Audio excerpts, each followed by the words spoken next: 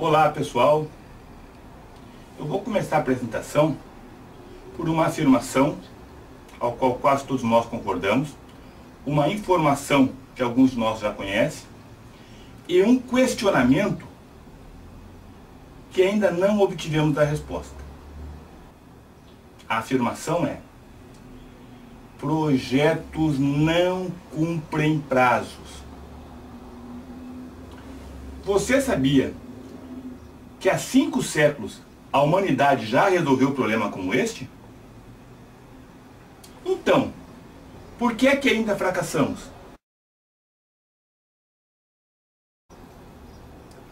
Antes que você comece aquela enorme lista de razões, eu vou lhe dizer duas coisas.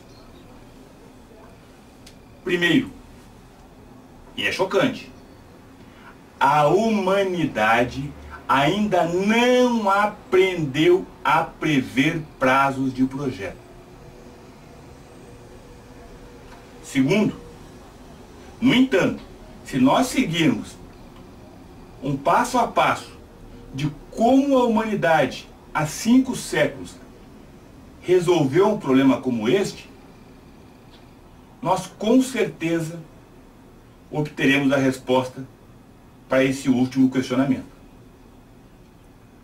E é isso, pessoal, que eu vou começar a demonstrar a partir de agora. Há 30 anos eu venho estudando, pesquisando e aplicando gestão de prazo em projetos. Em que pese esta apresentação começar a demonstrar a causa raiz dos nossos atrasos a partir do cenário atual, é importante que vocês saibam que minhas pesquisas nesse tempo todo abrangeram a pré-história, Idade Média, Revolução Industrial, Revolução Agrícola antes, claro, Revolução da Informação, dentre outros tantos acontecimentos da humanidade. Mas o que realmente eu acabei me fixando é buscar o padrão de comportamento e o padrão cognitivo da raça humana. Vou passar algumas informações. Atrasos são as principais causas de fracasso em projetos. E quando se fala principal, é importante que nós quantificamos isso. Mais de 70% de nossos projetos atrasam. Atrasam. Bom, eu, nesse tempo todo que estou pesquisando, chegou um momento que eu consolidei uma intuição de que, muito provavelmente, esse fracasso em atraso estava muito vinculado, ou seja, havia uma forte correlação do sucesso nos prazos de projetos em relação ao grau de desenvolvimento de uma nação. Bom, a partir daí, eu continuei os meus estudos e comecei a fazer o seguinte ensaio. Eu separei países do G20 e países do G8. Fiz uma amostragem do G20 e comecei pelo Brasil. Então, e logo que eu analisei o Brasil, o que eu verifiquei? Realmente, o Brasil se encaixa nesse parâmetro de mais de 70% de fracassos no atendimento de prazos de projeto. Mas eu peguei mais um país, a Índia, que também se encaixou nesse padrão de fracasso. A África do Sul e a Hungria. Neste momento dos meus estudos, eu tive aquela minha intuição, tornou-se quase que uma convicção. Realmente, o padrão de fracasso de prazos em projetos estaria sim vinculado ao grau de desenvolvimento de uma nação. Mas eu queria também dar cunho científico a esse estudo. E com isso eu me obriguei a pesquisar também, fazer uma amostragem nos países do G8. E comecei pela França. Para minha surpresa, a França também se encaixou neste padrão de fracasso. Ou seja, os projetos franceses também atrasam em mais de 70% das vezes. Isso não me abalou, porque quem lida com pesquisa sabe que sempre existe um ou outro ponto fora da curva. Então eu trouxe a Inglaterra. Comecei a me preocupar, porque a Inglaterra também se encaixou nesse padrão de fracasso. A Alemanha também. Os Estados Unidos também. Pessoal, neste momento, eu gelei. Gelei por quê? Como é que poderia os países desenvolvidos se equivalerem ao fracasso dos países em desenvolvimento? Não era lógico. Algo estava errado aí. Mas eu tinha feito uma pesquisa, tomei cuidado, peguei várias nações e comparei. E, obviamente, ela não apontava diferença de comportamento entre uma nação desenvolvida e uma nação em desenvolvimento no quesito atendimento de prazos. Esse atributo de atender ou não aos prazos não tem diferença quando se trata de um país desenvolvido ou um país em desenvolvimento. Mas isso não tem lógica. Não tem lógica. Eu pensei, eu vou desistir. Mas ainda não é hora, ainda não é hora. E o que eu fiz? Eu ainda tinha essa convicção, né? Eu fui pegar alguns aspectos, então, do qual nós podemos identificar o grau de desenvolvimento de uma nação e comecei a comparar G8 com G20. Avanço tecnológico, qualificação dos recursos, capacitação financeira, compromisso com a qualidade e acesso ao conhecimento. Em todos esses parâmetros, esses quesitos, o G8 é melhor do que o G20. O que significa dizer que essas diferenças não são suficientes para gerar um padrão diferenciado no comportamento dos prazos de projetos. Bom, pessoal, agora sim, agora joguei a toalha, não tenho mais o que fazer e desisto. Vou desistir. Mas ao mesmo tempo que eu pensei em desistir, me veio na minha mente, puxa vida, nessas alturas eu já estava com uns 15 anos de pesquisa. Assim, puxa, mas há 15 anos pesquisando, cheguei numa conclusão, cheguei numa intuição que é óbvia a todo mundo. Já devia saber que ela era óbvia, se fosse isso, já tinham descoberto qual era a causa da raiz dos atrasos. Mas simplesmente estou no zero. Mas logo um pouquinho veio aquela sensação, puxa, desisto, não desisto, vou, não vou. Aí eu comecei a ponderar, bom, se eu desistir agora, eu já tenho 15 anos de pesquisa. E esses 15 anos, eu não perco nada. Porque em 15 anos eu aprendi muita coisa. Tive muito conhecimento. E eles estão comigo, não vou perder mais nada. Puxa, mas também não tem por que desistir. E aí eu comecei, puxa vida, deve ser alguma coisa bem diferente, não deve depender de um alto QI para resolver isso. Então, daqui a pouquinho alguém vai descobrir. Então nada me impede de tentar. Aí veio aquele bichinho, né?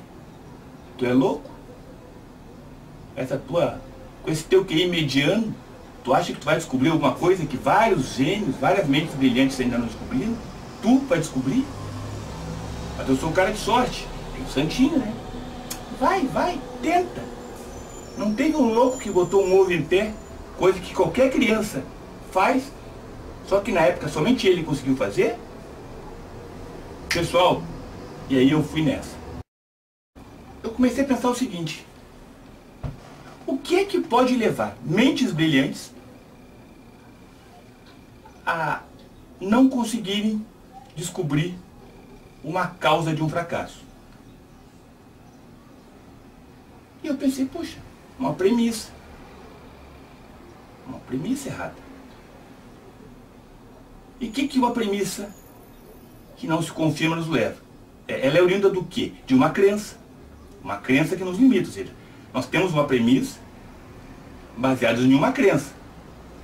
E se essa premissa não está correta, mas nós continuamos a apostar nessa premissa, essa crença é uma crença limitante. E eu pensei, puxa, eu estudei pré-história, Idade Média, as revoluções tecnológicas todas.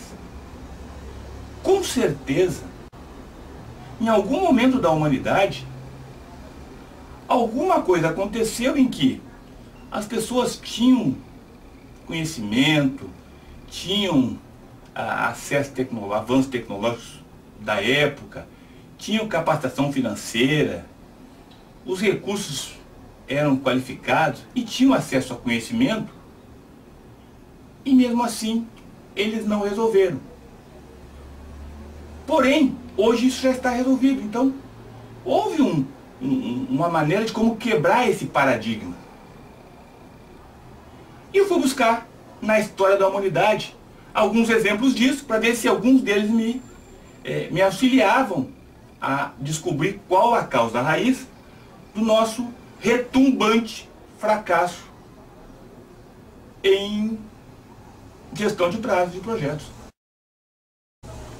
E aconteceu na astronomia. O pessoal era qualificado, eram cientistas que pesquisavam sobre alguns eventos, e essas pessoas não conseguiam obter sucesso. Mas o que me deixou transtornado, maluco, foi o seguinte: o que eu descobri também? Que eles falhavam, sabe no quê? Eles falhavam no atendimento a prazos. Os prazos que eles previam não eram atendidos. Aí disse, opa, eu estou no céu. Agora eu estou no céu. Era isso que eu queria. É um caso muito parecido com o nosso. Porque nós hoje temos qualificação, temos recursos humanos, temos conhecimento, avanço tecnológico, temos tudo isso e estamos estagnados. Não conseguimos resolver uma simples coisa que significa atender prazos. E aí eu fui tentar estudar um pouquinho mais então desse evento da astronomia e de como é chegar à solução. Bom, o que aconteceu? Esses astrônomos, esses cientistas, eles não conseguiam prever prazos da forma correta. Eles faziam algumas previsões de prazos e aquelas previsões não eram validadas pela realidade. A gente hoje culpa integração, indefinição de escopo, qualidade, os coitados dos recursos humanos, uma série de coisas que todos nós conhecemos. Acho que não existe alguém de nós aí que é da área que ainda não passou por projetos e não achou a culpa em um desses itens ou em todos eles. Isso eu não tenho dúvida que isso já aconteceu. Eles também começaram a fazer uma série de conjecturas. E assim como nós, também não acharam qual era a causa do seu fracasso. Só que eles foram muito mais inteligentes do que nós. Eles atribuíram o seu fracasso, sabe ao quê? A Deus. Simples, a Deus. Ou seja, quando eles previam que Vênus ia aparecer e ela não aparecia, a culpa era de Deus. Pronto. E isso deu uma acalmada na comunidade científica na época. Só que isso gerou um problema. E quem era ateu? Ou melhor, agnóstico? Como é que ele ia aceitar que a causa de seus fracassos era responsabilidade de algo que ele simplesmente não acreditava que existisse? Ele não aceitava que existisse. Como é que ele ia resolver isso? Ele estava no mato sem cachorro. Ou seja, tudo aquilo que ele pesquisou, que ele avançou, que ele estudou, a conclusão era que aquilo estava fora do alcance dele porque estava no domínio de algo que ele não conhecia. Ou que pelo menos ele não aceitava que existisse. Mas a nossa história tem ironias. E por ironia do destino, acabou caindo na mão de um religioso, e não só religioso, um líder religioso, chamado Copérnico, que resolveu ir um pouco mais a fundo. E o que ele fez? Ele começou a analisar uma série de equações de vários cientistas. E comparar, assim, quando nós fizemos lá com o G8 e o G20, ele começou a comparar, né? O que tinha numa que não tinha do outro. Pá. E chegou a uma conclusão. Haviam vários postulados, haviam vários enfoques diferenciados, mas em todos havia uma coisa em comum. E só uma coisa era comum a todos aqueles postulados. Era a posição da Terra em relação ao universo. Ou seja, eles consideravam que a Terra como sendo o centro do universo. Ele olhou, puxa, estranho, porque os outros quesitos são diferentes, mas nada está fora da lógica. Tudo é aceitável.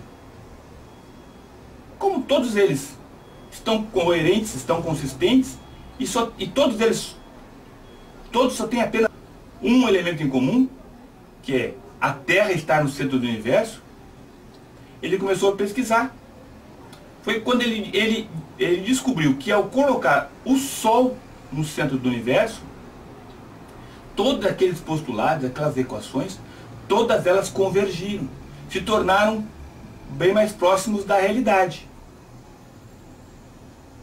Não sei quanto tempo levou para fazer isso, mas ele fez isso. E para quem quiser estudar um pouquinho mais dessa história, vai descobrir que Copérnico não resolveu o problema como um todo. Isso foi, ao longo dos anos, foi melhor elaborado, né? Vários cientistas mais adiante conseguiram lapidar essa ideia. Mas ele quebrou uma barreira. Ele quebrou uma barreira. Claro que no início, os cientistas da época, houve muita resistência. Primeiro porque afetava uma coisa que é emocional, ou seja, a fé em Deus. Né? Como é que um humano poderia dizer que não era Deus que controlava aquilo que eles não conseguiam controlar? Né? Mas todo cientista também é curioso. E aos pouquinhos foram se comportando tal como, vamos ver o que esse louco fez. E ao tirar a Terra como centro de suas equações e colocar a ideia do heliocentrismo, ou seja, o Sol como centro do universo, suas equações começaram a se aproximar da realidade também. E aí eles começaram aos poucos, né, irem aceitando essa ideia. Houve muito sofrimento. O próprio Copérnico ficou um bom tempo meio que fugindo aí da igreja, mas ele derrubou esse paradigma. E pessoal, é neste ponto que eu quero chegar agora. O que eu estou dizendo para vocês, que apesar de não ser uma mente brilhante, apesar de eu não ser um gênio, muito pelo contrário, né? Existe uma coisa que me ajudou muito, as duas coisas: persistência, e uma coisa que um colega meu sempre fala: nada resiste ao trabalho. E que eu estou tendo a pretensão de dizer para vocês, estou demonstrando, estou dizendo agora para vocês, é o fato de que estou ajudando a derrubar a barreira da descoberta da causa raiz de nossas falhas na previsão de prazos em projetos. E vou deixar vocês mais animados, ou talvez mais céticos, mas eu vou antecipar algumas informações. Bom, descobri qual a causa raiz dos nossos fracassos em previsão de prazos em projetos. Depois de passar a perplexidade, você vai ver como é muito simples. Num primeiro momento, vai dar a impressão de que nós aceitamos pacificamente e não temos condições de prever prazos com maior precisão. E eu vou demonstrar mais lá na frente, ou a qualquer momento, mas depois desse vídeo, no outro seguinte, que eu vou demonstrar de forma gráfica essa definição, essa quebra de barreira. Tudo isso tem solução. Nós passaremos a cumprir mais prazos, a prever os prazos de forma mais precisa. Vocês vão ver que isso vai ser muito simples. A dificuldade que nós vamos ter é nós quebrar esse paradigma. Nós pegar e botar isso na cabeça, né, e aceitar de que isso é verdade. E como é que se aceita que isso é verdade? Nós, da nossa área técnica, a gente não aceita que é verdade. A gente aplica. A gente aplicando, a gente descarta ou passa a aceitar. E se for uma convicção muito arraigada nossa, a gente demora um pouquinho para aceitar, mas a gente aceita. Porque nós somos técnicos, eminentemente técnicos. Nós somos lógicos. Então, se a gente começa a aplicar e começa a dar certo, a gente começa a aceitar. Então, pessoal, existe um segundo vídeo, né, onde eu demonstro de forma gráfica, algumas poucas animações inclusive, mas pouquíssimas, coisa muito simples, né? São basicamente gráficos, né? Vamos falar de gráfico, um gráfico animando uma bolinha para lá, uma bolinha para cá, para ficar muito didático. Qual é a causa raiz que nos leva a não conseguir cumprir os prazos? Eu vou pedir que vocês acreditem em mim numa coisa. Vou dizer para vocês agora qual é a nossa causa raiz. Nossa causa raiz é a seguinte: nós acreditamos que se nós tivermos um projeto bem integrado, com um escopo bem definido, com o tempo bem gerido, com os custos bem administrados, com os recursos humanos qualificados, com a comunicação eficaz, com os riscos controlados, com as aquisições bem geridas e com aquele monte de gente que eu sei, eles querem nos ajudar, mas que vivem nos enchendo o saco no projeto e acabam nos atrapalhando, que são as partes interessadas, controladas, e que se cada um deles fizerem o seu papel, nós estamos gerenciando bem o projeto. E isto, obviamente, na nossa atual crença, é o suficiente para nós cumprirmos os prazos de projetos. E eu vou dizer para você o seguinte: esta é a nossa crença limitante. Uma ótima gestão de projetos não é garantia de que o projeto não terá desvios.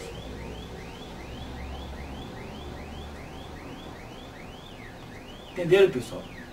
E isso é tão grave, mas tão grave, que eu tenho certeza que vocês já passaram por situações do tipo: estavam no projeto e descobriram que o nosso problema eram as aquisições. Foi lá, trocou fornecedor, botou inspetor na fábrica, aumentou o número de testes e o prazo não deu certo. O projeto era o escopo. Não, o escopo está com problema, definir o escopo e o prazo não foi atendido. Não, o problema era a integração, era a comunicação. Pessoal, nós vamos passar pelas 10 áreas do PMBOK, né?